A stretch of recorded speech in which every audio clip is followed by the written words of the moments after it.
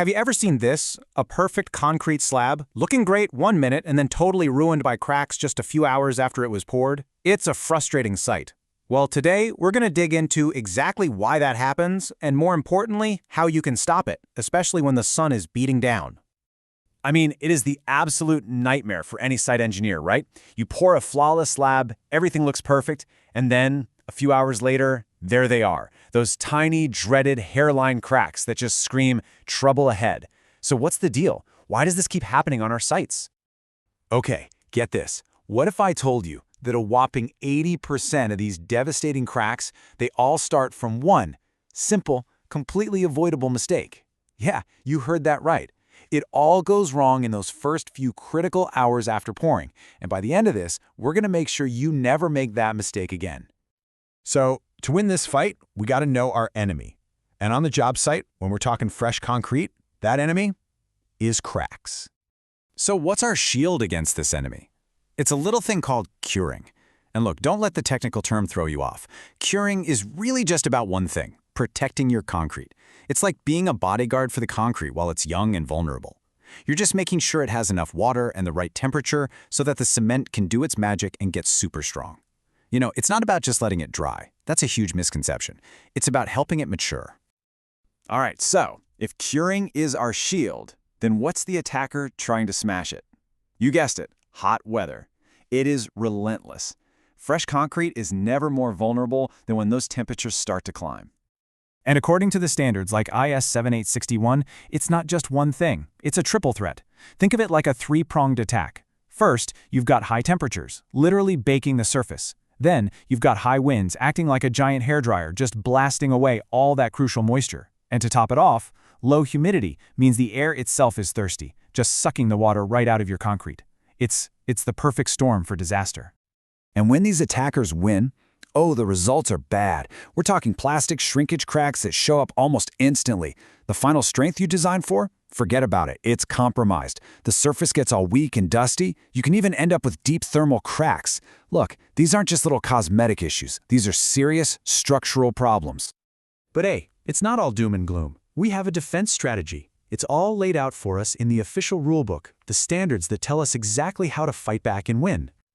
Okay, listen up, because this is probably the single most important rule you need to remember. Timing is everything. Curing is not a "we'll get to it tomorrow" kind of job. No way. You have to start almost immediately. We're talking as soon as that bleed water, that little shiny layer of water on top, is gone and the surface is firm. In hot weather, that window, it can be as short as 15 minutes. It's that fast. And why? Because that's the exact moment that chemical reaction, the hydration that gives concrete all its strength, is most at risk of drying out. Rule number 2 is all about duration. How long do you do it for?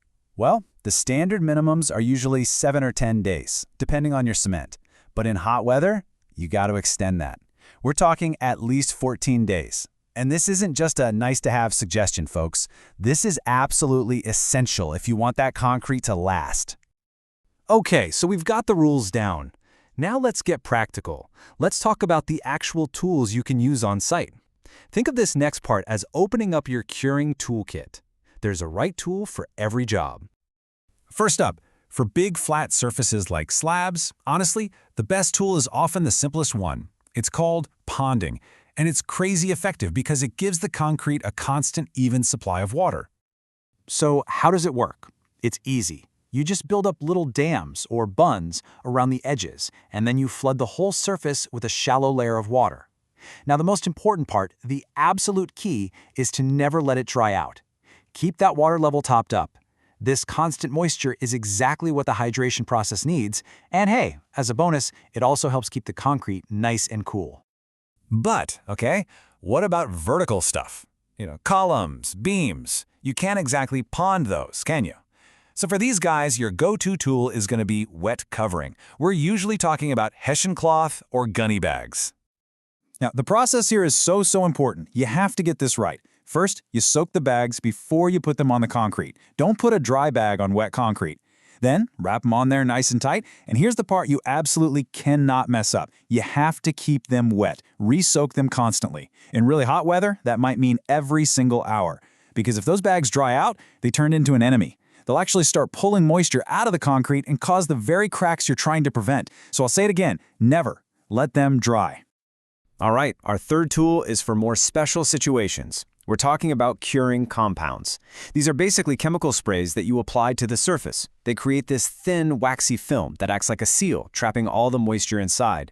They are a fantastic option for huge areas, like a highway pavement, or in places where, let's be honest, water is really hard to come by. Okay, we've covered the why and the how. Let's lock all this knowledge in. Time for a rapid-fire master checklist for your next hot weather pour. Rule number 1. This is it. If you forget everything else I've said today, please remember this. Start curing immediately. The second that finishing is done and the surface is ready, get that water on, get that cover on. That 15 to 30-minute window, it is absolutely non-negotiable. Rule number 2. Work in the shade. Look, the easiest way to beat the sun and wind is to just not fight them. If you can, schedule your pours for late in the evening or really early in the morning. And if you have absolutely no choice but to work in the heat of the day, get some shade nets up. They'll block that direct sun and, just as importantly, cut down on the wind whipping across your slab. And rule number 3, here's a real pro tip for those brutally hot days. You can actually fight the heat from the inside out. Think about it. Cool the mix itself. Using chilled water, or even adding ice flakes into the mix before you pour, can bring down the concrete's starting temperature. That gives you a huge head start in the race against evaporation. So, let's step back. Why are we so obsessed with all this? The timing, the rules, the checklists, why does it all matter? Because the ultimate prize, the whole reason we use concrete in the first place, is strength. And the cost of getting it wrong is, well, it's huge. If you skip proper curing, you're not just risking a few cracks, you could be throwing away up to 40% of the concrete's final strength. 40%! That's literally the difference between a structure that lasts a lifetime and one that could fail. So let's just put it side by side. It's really simple. On one hand, you've got improper curing. That gets you cracks, weak concrete, and a dusty surface, not what you want.